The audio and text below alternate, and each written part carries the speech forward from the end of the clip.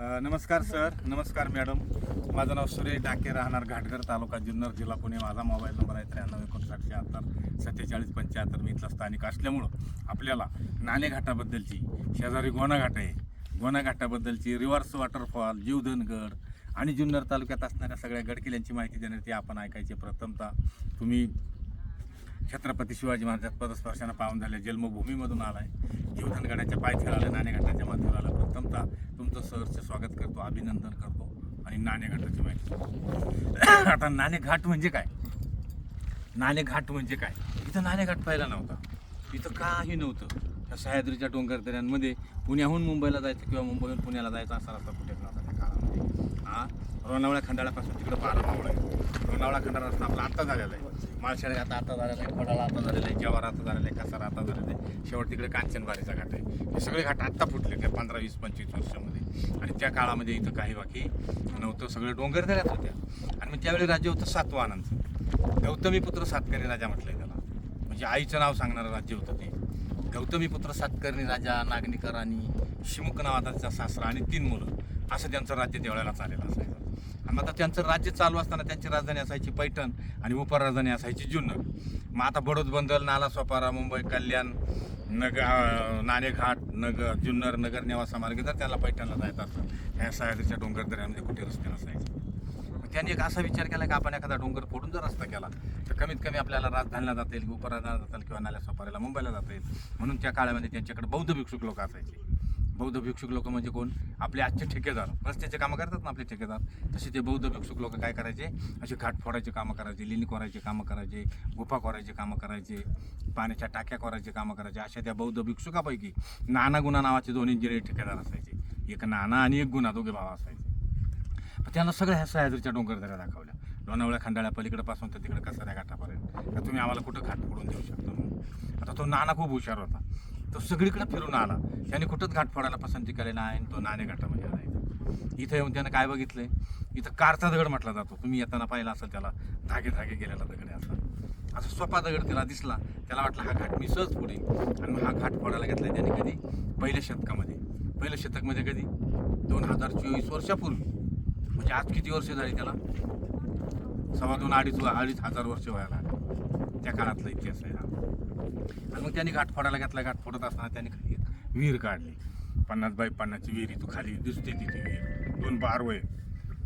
आणि तुम्हाला इथं जायला थोडा त्रास झाला असेल ना, पण तिथून खाली तुम्ही त्या गुफेपासून जर तुम्ही खाली चालला ना तर तुम्हाला त्रास होणार नाही. असा रस्ता बांधला त्यानं. तिकडे जायचे, पुन्हा इकडे यायचे, तिकडे जायचे, असे वळणाचे रस्ते बांधत 2 वळणं करून गेला का लगेच पाणी प्यायला आपल्याला. आज आपण पाणी घेऊन फिरतोय, बिस्लरी घेऊन फिरतोय ना, त्या काळात पाणी कुठं होतं प्यायला? इथंच पाणी पिलं जायचं ना, रस्त्यालाच पाणी पिलं जायचं. असा करत करत तो त्या विश्रांतीगृहामध्ये आलाय. विश्रांतीगृह आतमध्ये पाहिलं तू केवढं मांडलंय. बाहेर 6 कुंड्या आहेत पाण्याच्या, स्वच्छ पाणी, फिल्टरच्या पाण्यासारखं. इकडं एक पाण्याची कुंडी आहे, इकडं छोटंसं ते उघड्यावर विश्रांतीगृह आहे. इकडे हनुमंताची मूर्ती पाहिली, इकडं पायऱ्या आहेत, तिथं 2 पाण्याच्या कुंड्या आहेत. इकडे वर रांजण आहे, गणपती बाप्पा आहे, शंकराची पिंड आहे, वर 6 कुंड्या आहेत पाण्याच्या. आणि समोर त्या झाडाच्या आड तिकडे लेणी आहेत. असा नाना सगळं करत वरती आला. आणि मग सातवाहनानं जाण्याचा मार्ग सोपा झाला. मग आता हा रांजण आहे. हा कायचा रांजण आहे? आता एक पुण्यातला कॉलेज होतं, तो एक शिक्षकचा होता आणि तो जवळजवळ 75 पोरांना सांगत चाला होता, आणि इथं लोक पाणी प्यायचे बरं का. अरे मूर्खा, काय ह्याला काही सांगतो? तो शिक्षक आहे. आणि हा घाट ना, हा इथं हे झाला, काय म्हणतात त्याला, दुभंग झाल्यावर काय म्हणतात त्याला, डोंगर दुभंग झाला किंवा हा असं काहीतरी असं झालं. मला हे झालेलं आहे लावारस म्हणून. इथं लावारस झाला म्हणून हा भाग 2 भागी झाला. ह्याच्यामध्ये पाणी प्यायचे लोक. मला रावं ना, म्हणलं सर खोटं नका सांगू, काहीतरी तर हाय ते सांगायचं ना आपलं, काही नका सांगू. तर म्हणलं मी सांगतो जरा. मला म्हणले, मी सांगायला लागलो, मला डिस्टर्ब केला त्यांनी. म्हणले अशा दंतकथा सांगू नका आम्हाला. मग तुम्ही खरं सांगताय का? म्हणलं हा रांजण पाणी प्यायचं आहे का? नाण्याचं आहे. हा मग म्हणलं कशाला काही सांगता? म्हणजे असे काही लोकांना काही कळतही नाही, येतात आपले फोटो काढतात आणि निघून जातात. तेव्हा हा रांजण आहे, हा जकातीचा रांजण त्या काळात. आजचा आपला टोल नाका. गणपती बाप्पा आहे तो नवसाला पावणारा गणपती. हजारो लोक माझ्याकडे नवस फेडायला आले तिथं. इथं मी फक्त सांगणार बाबा गणपती बाप्पा नवसाला पावतोय आणि ते काहीतरी बिचारे बोलून जात असतील आणि 15 वर्षानं महिन्यानं 6 महिन्यानं येतात आणि म्हणजे बाबा आम्ही असं असं बोलून गेलो होतो, आमचा गणपती बाप्पा आम्हाला पावला, असा गणपती बाप्पा नवसाला पावणार तो. आणि मग रस्ता तयार झाल्यावर सातवानाला जाण्याच्या मार्गभागी सोपा झालेला आहे.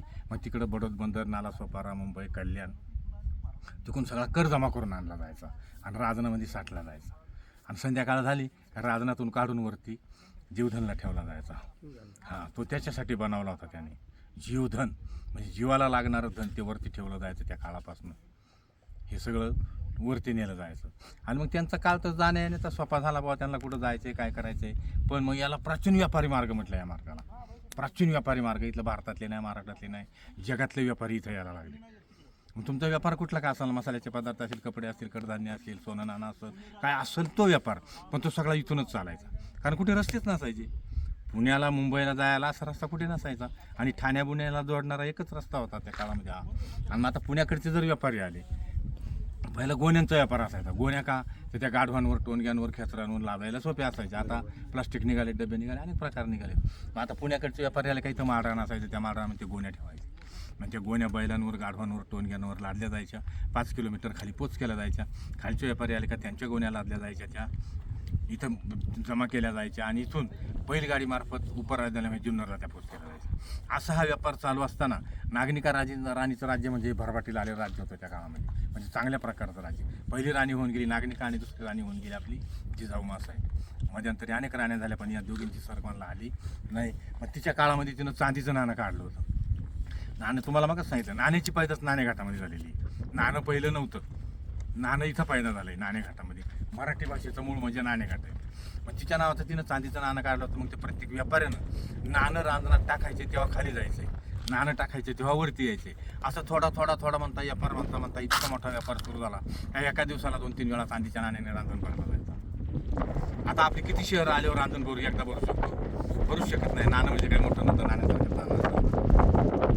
आता किती शहर आहे तुमचं रांजण भरू शकत नाही. आता रोज जर एवढा दर तण सापडायला लागला तर मग ते ठेवायचं कुठं?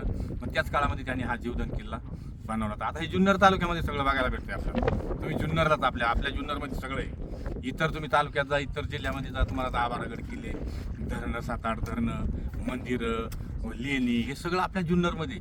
आणि जे जगामध्ये काय चाललंय, आपल्याला कधी संकट येणार आहे का, त्याचं निवारण कसं होणार आहे, ही दुर्बीण सुद्धा आपल्या जुन्नर तालुक्यामध्ये आहे. तुम्हाला माहीत असेल. असा हा शिवजलम सुफलम जुन्नर तालुका, त्याच्यामध्ये आपला हा व्यवहार चाललेला होता. आता हे रांजणात एवढं धन सापडलं, ठेवायचं कुठं? मग वर जीवधन किल्ले होते आणि ते पहिलं सांगून गेलो तुम्हाला. ते जीवधन किल्ल्याला जुन्नर दारावजे, कल्याण दारावजे, जिवाईदेवी मंदिर आहे, शंकरचं मंदिर आहे, गणपती मंदिर आहे, सगळीकडे तट बांधलेले आहेत. 20-22 पाणीचे हौद आहेत आणि भयानक असं मोठं त्याच्यापेक्षाही मोठे आहे ते. 50 फूट असं, 70 फूट उंची, 150 फुटामध्ये अंतरामध्ये.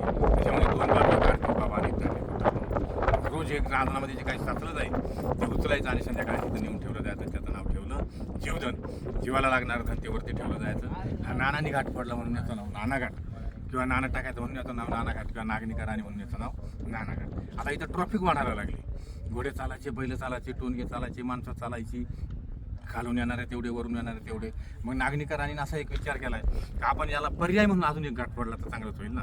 आपण आजही म्हणतो माळशेज घाट आपला अनेक वेळा पावसाळ्यामध्ये पडला जातो. आपण म्हणतो याला पर्याय म्हणून एखादा घाट जर झाला, आपल्याला लोणावळ्याला जायची पारी यायची नाही. त्यासाठी आपण तिनं काय केलं, मग याला पर्याय म्हणून बाकीचे लोक तिकडनं जातील. मग शेजारी दरी बघायचं. आता तुम्ही गेला का नाही तिकडे बघायला ना, शेजारी दरी.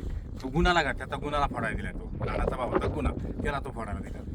आता गुन्हानी पण असाच रांजण गणपती सगळं करून ठेवले, पण ते खाली का त्या काळातला त्यांचा उद्देश असताना का ह्या घाटातला कर वरती घेतला जायचा आणि त्या घाटातला कर खाली घेतला जायचा. म्हणून त्याने ते करून ठेवलं आणि घाट फोडायला घेतला. आता घाट फोडत असताना त्याला याच्यासारखा सोपा दगड नव्हता त्याचा काढायला, त्याचा पक्का आणि काळा दगड होता.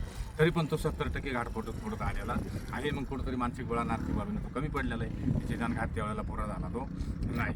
आणि मग 30% भाग इकडे राहून गेला होता. मग 30% भाग राहिल्यावर नंतर मला वाटतं ब्रिटिश सरकारने ते 1914-15 साल असेल काहीतरी, ब्रिटिश सरकारने लक्षात घेतलंय की आपण इतर लोणावळा, खंडाळा हे बाकीचे घाट फोडण्यापेक्षा हा तर इथं 30 फूट आता राहिलेलं आहे, 30% राहिलं आहे, 70% फुटलाय खाली, पायथ्याला गाड्या येतात ना. मग हा जर आपण फोडला तर इथं पुन्हा मुंबई जवळ होऊ शकते.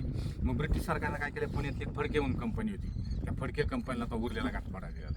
मग फडके कंपनीने काय केलं, इथं आमच्याकडे पाण्याची दुर्मिळ असल्यामुळं त्यांनी आजही छोटंसं धरण आम्हाला बांधून ठेवलं आहे. फडके धरण म्हणून आजही प्रसिद्ध आहे. इथं ताली साठेल तिच्यासमोर धरण दिसते, ते फडके धरण आहे. त्यांनी 10 फुटाचं त्यावेळेला बांधून ठेवलं होतं. परत पुण्यातली एक संस्था होती, त्यांनी 10 फुटात आम्हाला खोली करून दिलेली आणि मग परत त्याच्यावर सरकारनं आम्हाला 10 फुटाचं बांधकाम करून दिलेलं आहे. मग 30 फूट पाणी खोल झालं आहे. त्याच्या खाली आम्ही 2 विहिरी काढून डायरेक्ट पाईपलाईन करून गावात नेली. आज रात्रंदिवस आमच्या गावात पाणी खेळत आहे.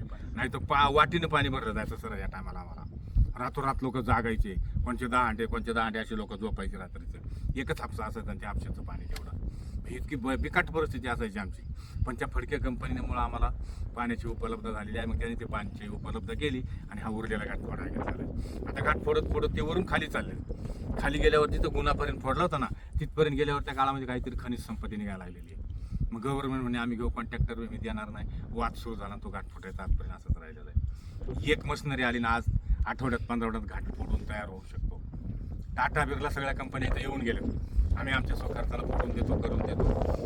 पण काय निघेल ते आम्ही घेऊ. वन खातं पुरातत्व आपल्याला काही करू देत नाही. तुम्हाला आम्हाला आमचा घाटही फोडू नका ना, आम्ही तुम्हाला काही देणार आहे नाही. पुरातत्व आपल्याला काय करतो, गुन्हाने फोडला म्हणून त्याचं नाव गुन्हा घाट आहे. हा नानाने फोडला म्हणून याचं नाव नाना घाट आहे. मग सातवानंतर राज्य संपत आलेलं आहे. सातवाहन राज्य वयोवृद्ध झाल्यामुळे तो संपलेला आहे. मग नागनिकारांनी आपल्या 3 मुलांसह काही दिवस राज्य करायला सुरुवात केली. ती राज्य करत असताना तिला कोणतरी तुमच्यासारखे गुरु भेटले. सांगितलं बाबा तुझ्या नवऱ्याने एवढं धन कमावलं, पोत्याने नाही, किलोने नाही, रांधणाने, तरी म्हणे तुझा नवरा फुकटच गेला म्हणे. त्याचं नाव गाव कोणी घेणार नाही, काही नाही. आपण एखाद्या माणसाला सहज म्हणून जातो बाबाने भरपूर इस्टेट कमावली, पण तिचा काही उपयोग झाला. तसं तू भरपूर कमावलं, पण त्याचं नाव गाव कोणी घेणार नाही ना. त्यासाठी काहीतरी येत नाही, याग दान धर्म काहीतरी कर, म्हणजे कमीत कमी तुझं नाव तरी निघेल ना. मग त्या नागनिकारांनी किती यत्न केले, किती दानधर्म केला, हे सगळं तिने नवऱ्याच्या पाठीमागे करायला लागली आणि त्या ब्राह्मी लिपीमध्ये लिहून ठेवलेलं. आता पहिल्या 1-2 ओळी त्याच्यामध्ये तिने तिच्या देवाधिकांची नावं लिहिली आणि 3ऱ्या ओळीपासून तिने किती यज्ञ केले. आता तिथं 18 यज्ञ केल्याची नोंद लिहिलेली. 18 यज्ञापैकी 3 यज्ञ तिने अश्वमेघ यज्ञ केलं. अश्वमेघ यज्ञ म्हणजे काय करावं लागतं, जग जिंकून आणावं लागत नाही. रामायण जर तुमच्या लक्षात असेल तर लवांकुशातून घोडा पकडला होता रामकृष्ण, ते जग जिंकायला निघाले होते ना, त्याला काय करायचं होतं, अश्वमेघ यज्ञ करायचं. तसं तिने अश्वमेघ यज्ञ 3 केले म्हणजे 3 वेळा तिने जग जिंकून आणले. अधिक 15 यज्ञ म्हणजे 18 यज्ञ केल्याची तिथं नोंद लिहिलेली आहे. आम्ही किती हत्तीदान, घोडेदान, गाईदान, वस्त्रदान, सोनं दान, पैसा अडका किती दान केला, हे सगळं तिनं नवऱ्याच्या पाठीमागे केलं, ब्राह्मी लिपीमध्ये लिहून ठेवलेलं आहे. आणि मग ती पण गेली, ती पण संपलेली. मग त्या 3 मुलांनी काही दिवस राज्य केलं. तसे आपले आई वडील गेल्यावर आपण त्यांच्या मूर्त्या वगैरे, फोटो वगैरे काढून ठेवतो. तसं तिथं त्या 3 मूर्त्या दिसतात. तुम्ही पाहिलं का नाही मला नाही सांगता याचं. मूर्ती आज आपल्याला बघायला नाहीत, कारण मूर्ती तोडणारे राज्य आपल्याकडे काही दिवसापूर्वी होऊन गेलं. मूर्तीचे पाय आहेत बघा खाली इकडल्या भिंतीला, पहिले पाय काळं दिसतंय बघा, ते काळं झालेलं आहे. तिथं पहिले पाय दिसतात. तर शिमुक राजा होता. शिमुक राजामध्ये सातवाहन राजाचा संस्थापक होता, नागनिकारांचा सासरा होता आणि सातकर्णी राजाचा बाप होता. त्याचे पाय दिसतील वरती, त्याचं नाव आहे ब्राह्मीमध्ये शिमुक राजा. दुसरे पाय दिसतील ते नागनिकारांचे, तिसरे पाय ते सातकर्णी राजाचे पाय. अशा मूर्ती तिथं होत्या, पण आज आपल्याला मूर्ती बघायला नाही. आणि मग त्या मुलांनी काही दिवस राज्य केलं, जवळजवळ 450 वर्ष राज्य केलं त्यांनी. सातवाहनांचं राज्य किती वर्ष होतं, 450 वर्ष. आत्ताच्या आपल्या राज्यांसारखं नाही. आता तर आपला राजा 6 महिने वर्षाने लगेच बदलायला पाहतात राज्य आपले, तसं नव्हतं. 450, 500 वर्ष राज्य करणारे लोक होते त्या काळामध्ये. मग त्यांचं राज्य गेलं समजा, सातवाहनांचं राज्य गेलं, अनेक राज्य आली, मग अनेक शाया आल्या. सगळ्या शाया माहिती आहेत आपल्याला. एक शाही इथं टिकली नाही, ज्याला आपल्या महाराष्ट्राचा आराध्य दैवत म्हणतो त्या छत्रपती शिवाजी महाराजांचा. आणि आपल्या जुन्नर तालुक्यामध्ये शिवनेरी 1630 साली वाकी जन्म झालेला आहे. मग महाराजांना सांगायची काही गरज नव्हती. मग जसं बा इथं नाणी ठेवायची जागा होती, तिथं महाराजांनी आता बोर्ड लिहिलाय, जीवदानला गेले होते मला बघायला मिळेल, धान्य कोठार महाराजांनी. आता जसं शिवाई देवीला महाराजांनी जीव लावला, तसा जिवाई देवीला इथं जिवाई देवी आहे. कारण कल्याणला जाण्याचा एकमेव मार्ग त्या काळामध्ये एवढाच होता. मग महाराजांनी काय केलेलं आहे, इथं हे गड, सगळे गड किल्ले जुन्नरमध्ये तुम्हाला सांगून गेलो, दुसऱ्या तालुक्यामध्ये, जिल्ह्यामध्ये गड किल्ले नाहीत, आपल्याच तालुक्यात आहेत फक्त. आता इकडे भैरवगड आहे, हरिश्चंद्रगड आहे, नवरानवरीचा डोंगर आहे, वराड्या डोंगर आहे, दौंड्या डोंगर आहे समोर, तो टोक दिसतो तो दौंड्या डोंगर. इथलीचं विमान पडलं होतं 7 जुलै 1962ला. 94 लोक त्याच्यावरती खराब झाले. असा तो दौंड्या डोंगर विमानाचे अवयव सुद्धा तिथे आपल्याला बघायला अजून मिळतात. ते खटकाळ्याची आश्रमशाळा आहे, त्या आश्रमशाळेवर जी बेल वाजली जाते आजही ती बेल त्या विमानाचा अवयव आहे. खांडेची वाडी म्हणून आहे तिकडे, पिंपळगाव जोग्याच्या वर आपण चाललो का, तिथं वर खांडेची वाडी गाव आहे, निमगिरीचं गाव आहे ते. तिथं पण एक झेडपीची शाळा आहे, तिथं पण बेल वाजली जाते, ती विमानाचा अवयव आहे. आणि तिथे एक आजी, आज 85 वर्षाची आजी आहे. ते आपण गेलो ना तिथं, आपल्या तिला माहिती आहे आपल्याला गिऱ्हाईक आलं, त्याची असं तो एवढा पत्रा आहे, ती अशी 1.5 फुटाची काठी घेऊन हातामध्ये येते तो पत्रा घेऊन, आणि मग ती स्टोरी सांगते त्या विमानाची. ती आजी अजून जिवंत आहे. असा तो दौंड्या डोंगर आहे, त्याच्या पुढे हनुमानगड आहे, निमगिरगड आहे, हडसरगड आहे, पुढे माणिकडोचं बिबट्या केंद्र आणि लेण्याद्री वगैरे करून तुम्हाला असा शिवाय देईल असा 42 किलोमीटरचा मार्ग आहे. आता आपण जीवधनकडे येऊ. जीवधनवर महाराजांचं चांगलं लक्ष होतं, कारण कल्याणला जाण्याचा एकमेव मार्ग एवढाच होता. ज्या टायमाला कल्याण लुटायचं होतं त्या टायमाला इथूनच आपले मावळे गेले आणि इकडे कल्याण लुटलं. कल्याण लुटून काय आणलं होतं, सोनं नाणं पैसा सारखा आणि काय आणलं असेल ते, आणि एक लेडीज आणली होती आपल्या मावळ्यांनी महाराजांना दाखवायला. आणि महाराज, तुमच्यासाठी आम्ही एक वस्तू आणली, तिचा आपण स्वीकार करा. आपला राजा असला नव्हता, स्त्रीचा आदर करणारा राजा होता, धर्माचं पालन करणारा होता. त्या स्त्रीला पाहून त्यांनी काय उद्गार काढले ते, म्हणजे तुझ्यासारखी जर माझी आई असते तिच्या पोटी मी असा सुंदर मुलगा जन्माला असतो. असं करून तिचा आदर सत्कार केला, तिला कल्याणला पाठवून दिली. ती कल्याणची सुभेदार. तिकडे त्यांना कळलं होतं आपली एक मुलगी शिवाजीराजाच्या माणसाने पळून नेली, पण म्हणजे कोणी नेली? शिवाजीराजाच्या माणसाने म्हणजे घाबरू नका, तो राजात असला नाही, आपली मुलगी सुरक्षित आणून देईल. आणि खरोखरच महाराजांनी तिला परत पाठवलेली नाही. आता इकडे सुरत लुटायची होती. सुरत लुटायला स्वतः महाराज होते, बैलजन नाही, महाराज सोबत एक मावळा होता आपला, 1.5 मनाचे बोजे घेऊन गडकिल्ले चढणार होता, 500 मारणारा एक मावळा होता आपला. हे सगळे पुढे गेले सुरत लुटायला. सुरत लुटून काय आणलं होतं, सोनं नाणं पैसा अडका चांदी काय आणलं असेल ते, माणिक मोती आणले होते. ते 3 मार्गाने पळवले. 3 मार्गाने पळवले. का पळवलं 3 मार्गाने? का बा हे पकडलं तर हे राहील, हे पकडलं तर हे राहील, म्हणून तिकडं लोहगड आहे. आता तिकडे लोणावळ्याच्या बाजूकडं तिकडं लोहदरी होती, म्हणजे तिथं काही चढता उतरता येत नव्हतं, पण रोप लावून तिथं चढायची जागा होती. काही तिकडून पळवलं त्या काळामध्ये. आणि इकडं चोरदरी म्हणून घाट झाला, आज कांचनबारीचा घाट झाला, चोरदरी घाट होता नाशिकच्या बाजूकडं, काही तिकडून पळवलं. आणि इकडून नाणे घाटाने आणले ते माणिक मोती आणले होते. आता हे लाख मोलाचे माणिक मोतीला पोहायचे कुठं? म्हणजे जुन्नरच्या अलीकडं 5 किलोमीटरवर भयानक अशी पाण्याची खोल दरी असायची. म्हणजे माणिक मोती आणून त्या पाण्याच्या डोहातला पावले. त्याचा काय झाला? माणिक डोह झाला. माणिक डोह गाव झालं ना. आज बघतो आज माणिक डोह धरण, त्याला नाव का पडलं असेल? महाराजांनी तिथं माणिक मोती लपवलं होते. महाराष्ट्रातली सगळी धरणं जून जुलैला पूर्ण भरली जातात. माणिक डोह धरण 1982ला झालंय, अजून पूर्ण भरलं नाही, भरतच नाही. इतकं मोठं माणिक डोह धरण, त्याला नाव का पडलं असेल? महाराजांनी माणिक मोती लपवलं. असा हा जीवधनगड आहे. पुढे गेल्यावर तुम्हाला शंभूचा डोंगर आहे, पुढे कुकडेश्वर पुरातन मंदिर आहे, पुढं प्रसन्नगड आहे, पुढं आंबामलिकाचा पर्वत आहे, पुढं भूतलेणी, पुढं लेणी वाकडी म्हणून, पुढे गेल्यावर नारायणगड आहे. असं करून तुम्हाला हे सगळं जुन्नरमध्ये, असा करून हा 30 किलोमीटरचा मार्ग, हा 42 किलोमीटरचा मार्ग आहे. आता इकडं नानाने एक घाट पडला आणि गुणाने एक घाट पडला. नानाची म्हणे 4 बोटं तुटली होती त्या काळामध्ये. याला दंतकथा म्हणली तरी तुम्ही चालेल, पण म्हणजे नानाची 4 बोटं तुटली होती. नानाचा शिल्लक काय राहिला होता? अंगठा. हा नानाचा अंगठा, हा मुंबईहून दिसतो नानाचा अंगठा, याला नानाचा अंगठा म्हणतात. वर गेलो ना आपण रिवाज वॉटरफॉल बघायला, इकडे किल्ल्याकडे जर चाललो ना आपल्याला, तर कम्प्लीट आपल्याला हा असा अंगठा दिसतो. आणि ही दिसते का इकडं, ही अशी मूठ दिसते, याला नानाचा अंगठा म्हणतात. असा हा नाना गुना घाटाची आणि असणाऱ्या गडकिल्ल्याची मी तुम्हाला थोडक्यात माहिती दिलेली आहे. नमस्कार.